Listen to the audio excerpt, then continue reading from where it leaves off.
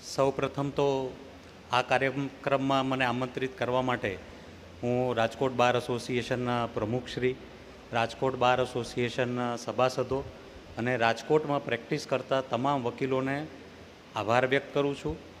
આ ડાયસ ઉપરથી અહીંયા નામદાર સુપ્રીમ કોર્ટના ઓનરેબલ જજેસ, નામદાર હાઈકોર્ટના જજેસ અને સિનિયર એડવોકેટ્સની ઉપસ્થિતિમાં આજે આ નાના વિષય ઉપર પણ બહુ અગત્યનો ક્રિમિનલ ટ્રાયલ અને સિવિલ ટ્રાયલ ઉપરનો વિષય ઉપર લેક્ચર આપવા માટે હું મારી જાતને બહુ નસીબવાન માનું છું. મને એવું થયું કે આ 2 દિવસમાં જે ભોજન પીરસવામાં આવ્યું જ્ઞાનનું, એના પછી જો રાજકોટ રૂપી ફાંકી મુખવાસ રૂપે ન મળે તો એના માટે મને એવું થતું હતું કે ફાંકી તો જોઈશે જ. એટલા માટે હું ખીલનભાઈ ચાંદ્રાણી તથા દિલીપભાઈ પટેલ તથા મારું સાહેબનો ખૂબ ખૂબ એક વખત ફરી આભાર માનું છું. આજનો જે વિષય મારા માથે અથવા તો મને માફ કરજો, મારી ગુજરાતી થોડી વીક છે આપ કરતાં, એટલે આજે મને જે અભિવાદન આપવાનું આવ્યું છે એ ઇલેક્ટ્રોનિક એવિડન્સ છે. આપણે તમામ લોકો જાણીએ છીએ કે ઇલેક્ટ્રોનિક એવિડન્સ આજના યુગમાં કેટલો મહત્ત્વનો થયો છે. તમામ એડવોકેટ લોકો જે સિવિલ પ્રેક્ટિસ કરતા હોય અથવા તો ક્રિમિનલ પ્રેક્ટિસ કરતા હોય એના માટે ઇલેક્ટ્રોનિક એવિડન્સ એક ચાવીરૂપી છે જે પોતાનો કેસ પ્રસ્થાપિત કરવા માટે બહુ અગત્યની વસ્તુ માનવામાં આવે છે. તો આ એક નાના પ્રયત્નમાં સૌથી પહેલાં તો ભારતીય સાક્ષ્ય અધિનિયમ which has replaced Indian evidence act, જેની અંદર પહેલાં ઇલેક્ટ્રોનિક એવિડન્સને કોઈ સ્થાન નહોતું, એને ભારતીય સાક્ષ્ય અધિનિયમની અંદર ઇલેક્ટ્રોનિક એવિડન્સને એક ડેફિનેશન આપવામાં આવી છે. આપ અગર સેક્શન 2 જોવામાં આવે તો એમાં કોઈ બી રેકોર્ડ જે ઇલેક્ટ્રોનિક ફોર્મમાં ટ્રાન્સફર કરે છે, સ્ટોર કરે છે અથવા તો રેપ્રેઝન્ટેશન રૂપે આગળ વધારવામાં આવે છે એને ઇલેક્ટ્રોનિક એવિડન્સ કહેવામાં આવે છે. સૌથી પહેલાં ભારતની અંદર ઇલેક્ટ્રોનિક એવિડન્સની ઉપસ્થિતિ જે નામદાર સુપ્રીમ કોર્ટે માની એ સૌથી પહેલો કેસ હતો ટોમાસો બ્રુનોનો. 2015માં એ કેસ આવ્યો હતો. એની અંદર સુપ્રીમ કોર્ટે એવું કીધું છે કે જ્યારે સીસીટીવી રૂપી એવિડન્સ તમારા હાથમાં હતા અને જ્યારે તમે એક વસ્તુ તમે રજૂ નથી કરી શક્યા ત્યારે એ વસ્તુથી prosecution without there being any prejudice caused beyond reasonable doubt એનો કેસ પુરવાર કરી શક્યો નહોતો. એટલા માટે ઇલેક્ટ્રોનિક એવિડન્સની અગત્યતા દિવસે ને દિવસે વધતી ગઈ અને અલ્ટિમેટલી જ્યારે 2023ના અંદર ભારતીય સાક્ષ્ય અધિનિયમ આવ્યું ત્યારે લેજિસ્લેશનને એવું લાગ્યું કે ઇલેક્ટ્રોનિક એવિડન્સને આપણે સ્થાન આપવું બહુ અગત્યની વસ્તુ છે. એવું નથી કે એના પહેલાં કોઈ દિવસ સંજોગો એવા ઊભા નહોતા થયા જ્યારે ઇલેક્ટ્રોનિક એવિડન્સ અવેલેબલ હતા, અગર તો ધ્યાનમાં નહોતા લેવાના. આપ સૌને ખ્યાલ છે કે 26/11/2009માં જ્યારે અજમલ કસબે ભારતની તાજ હોટલ અને બીજી જગ્યા ઉપર આતંકવાદી હુમલો કર્યો હતો ત્યારે કસબ પકડવામાં આવ્યો ત્યારે એક કડી એસ્ટાબ્લિશ કરવા માટે ક્રાઇમની prosecution had to prove its case beyond reasonable doubt, કારણ કે ભારતનું ન્યાયતંત્ર એવું છે કે until unless everybody is proven guilty above beyond reasonable doubt એને કોઈ દિવસ સજા ન કરવામાં આવે. તો હવે અજમલ કસબના કેસમાં એક્સેપ્ટ આઈ વિટનેસીસ કો there was no other thing to link him with the commission of offense, meaning thereby એનો મોટિવ એસ્ટાબ્લિશ કરવા માટે એના જો હેન્ડલર્સ હતા એની સાથે એના જે સેટેલાઇટ કોલ રેકોર્ડ્સ છે, એના જે મેસેજોની આપ લે છે, ઓન દેટ બેસિસ અજમલ કસબને સજા કરવામાં આવી. તો આ જે વસ્તુ જે SMS છે, સેટેલાઇટ કમ્યુનિકેશન્સ છે, that forms a very crucial part of electronic evidence.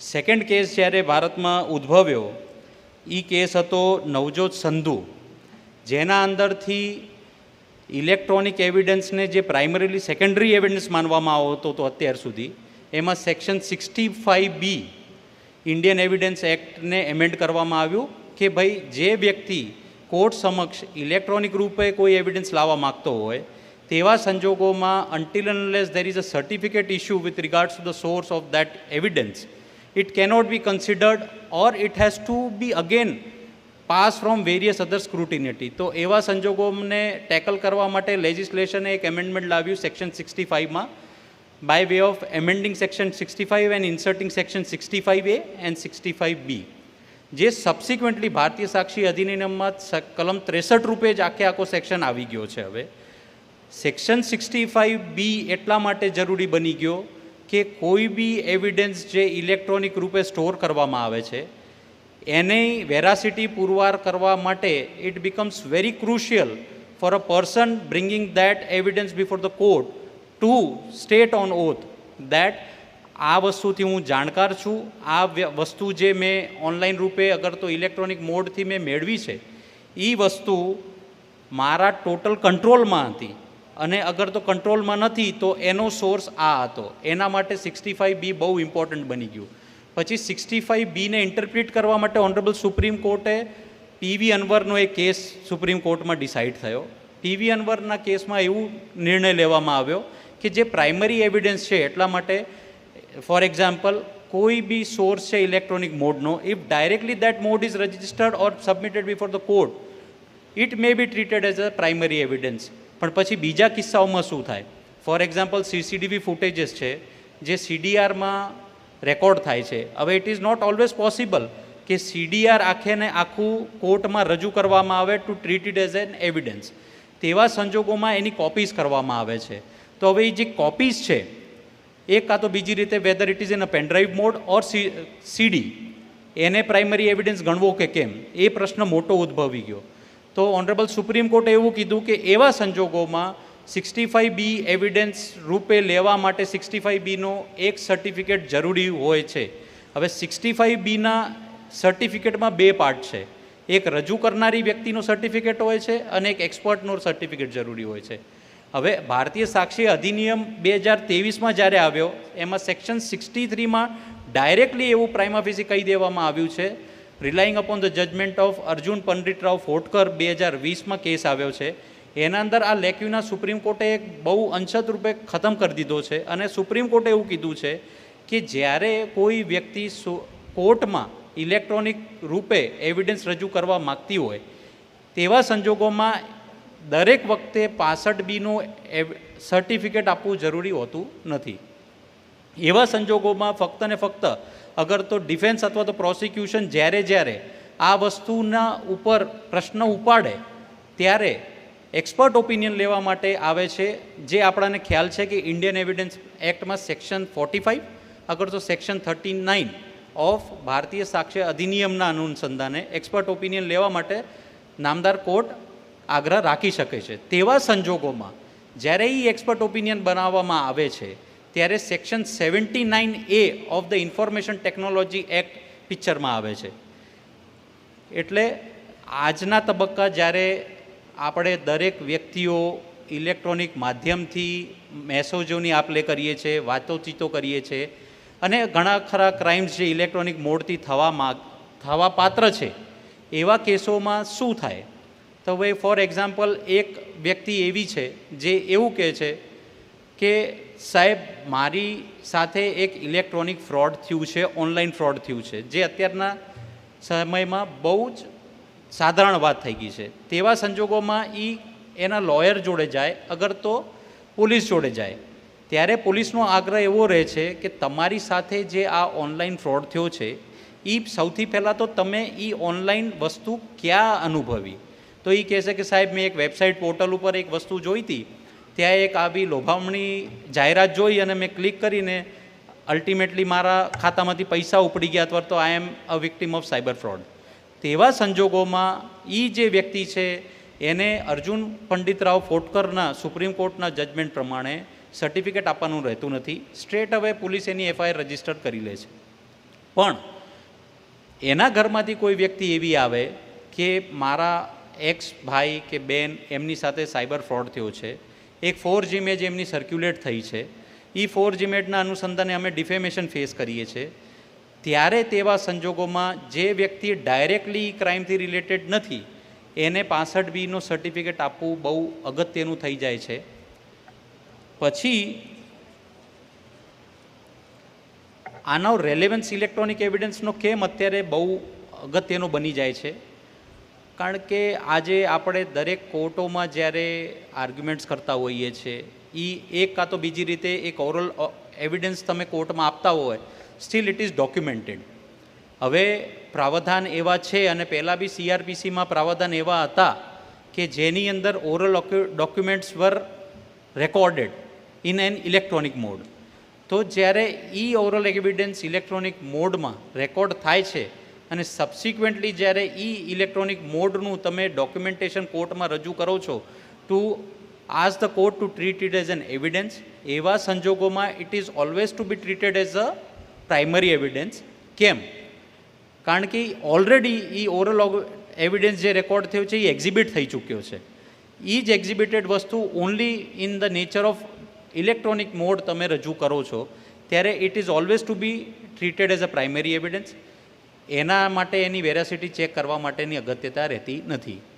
બીજો સંજોગ એવો આવે કે એક PV અનવરનો કેસ હતો ઓનરેબલ સુપ્રીમ કોર્ટમાં, જ્યાં સુપ્રીમ કોર્ટે થોડું ઘણું લેક્યુના રહી ગઈ હતી પાછી 65B અંદર. સુપ્રીમ કોર્ટનું એવું કહેવાનું થતું હતું કે જ્યારે કોઈ વ્યક્તિ ઇલેક્ટ્રોનિક એવિડન્સ રજૂ કરવા માગતી હોય અને એના તાબામાં હોય, તો સ્ટ્રેટ હવે એને ઇલેક્ટ્રોનિક એવિડન્સને પ્રાઇમરી એવિડન્સ તરીકે ટ્રીટ કરીને એને એડમિટ કરી લેવું.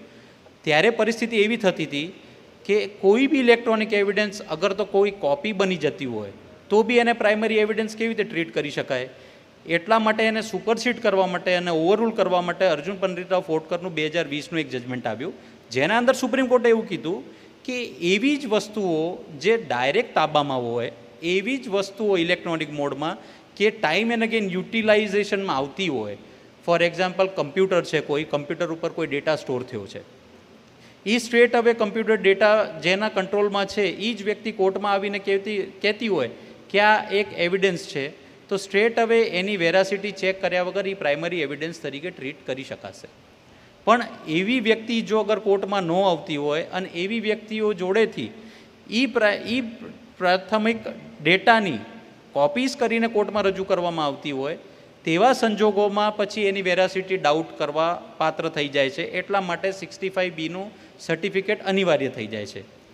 સુપ્રીમ કોર્ટે 2020માં જ્યારે અર્જુન પંડિતરાવ ફોટકરનો કેસમાં આ સુનાવણી કરી, એ સિવિલ કેસ હતો અને મોર ઇસેન્શિયલી એક ઇલેક્શન પિટિશન હતી, જ્યાં ડિસ્પ્યુટ હતો કાઉન્ટિંગ ઓફ વોટ્સનો. હવે એના અંદર CCTV ફૂટેજીસ અને ઇલેક્શન ઓફિસર જેના કંટ્રોલમાં એ CCTV ફૂટેજ હતા એમને એક્ઝામિન કરવામાં આવ્યા. એટલે સુપ્રીમ કોર્ટ તારણ કાઢી શકી કે જો ઇલેક્ટ્રોનિક એવિડન્સ એવી જ વ્યક્તિના હાથમાં ડાયરેક્ટ છે કે જે એના ટોટલ કંટ્રોલમાં છે, કે જે એને કાઉન્ટરફિટ નથી કરી શકતી અથવા તો ઓલ્ટર નથી કરી શકતી, તેવા કેસીસમાં 65Bની જરૂરત નહીં રહે.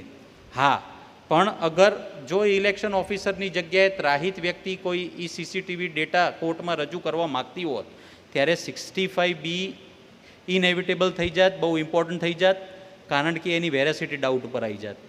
હવે PV અનવરમાં સુપ્રીમ કોર્ટથી એક ક્ષતિ રહી ગઈ હતી એવી રીતે કે PV અનવરમાં ફ્લડ ગેટ ખોલી ગયા હતા કે કોઈ બી ઇલેક્ટ્રોનિક એવિડન્સને પ્રાઇમરી એવિડન્સ તરીકે ટ્રીટ કરી લેવામાં આવે.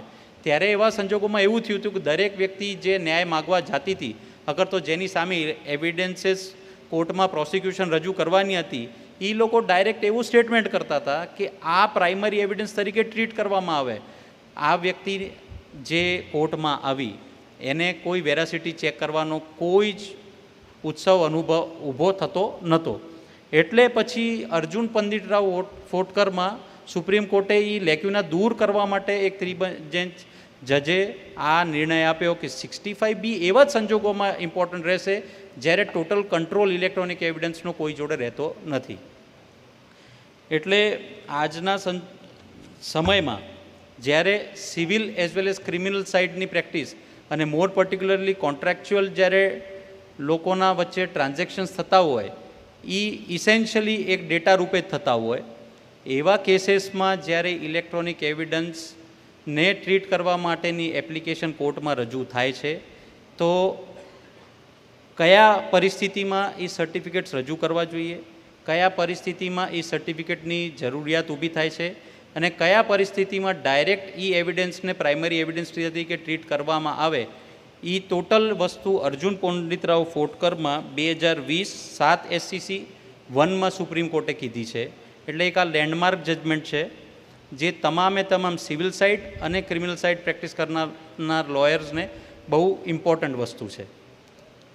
એટલે હવે કોઈ ઇલેક્ટ્રોનિક એવિડન્સ રૂપે કોઈને પ્રશ્નાર્થ હોય તો હું એના જવાબ આપવા માટે આમંત્રિત કરીશ લોકોને પ્રશ્ન પૂછવા માટે.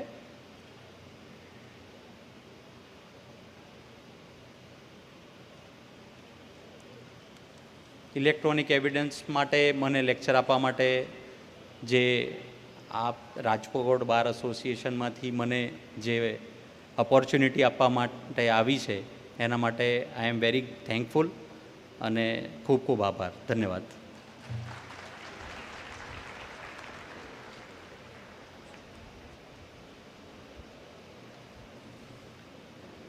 Thanks a lot, not only to Mr. Alok Thakkar, but all those who are sitting over here. એવું લાગે છે જે લોકો બેઠા છે એમને જોઈને કે એમને ઇલેક્ટ્રોનિક એવિડન્સ શું છે એ જાણવાની અને સમજવાની પ્રબળ ઈચ્છા છે. હું વિનંતી કરીશ કે માનનીય શ્રી આલોકભાઈ ઠક્કરનું અભિવાદન, ઉર્વશીબેન કાકડિયા, ધારાબેન બખતરિયા, ધારાબેન મૂળશા, રચનાબેન રવેશિયા તેમજ શિવાનીબેન પ્રજાપતિ સીલ, મોમેન્ટો અને બુક આપીને કરશે.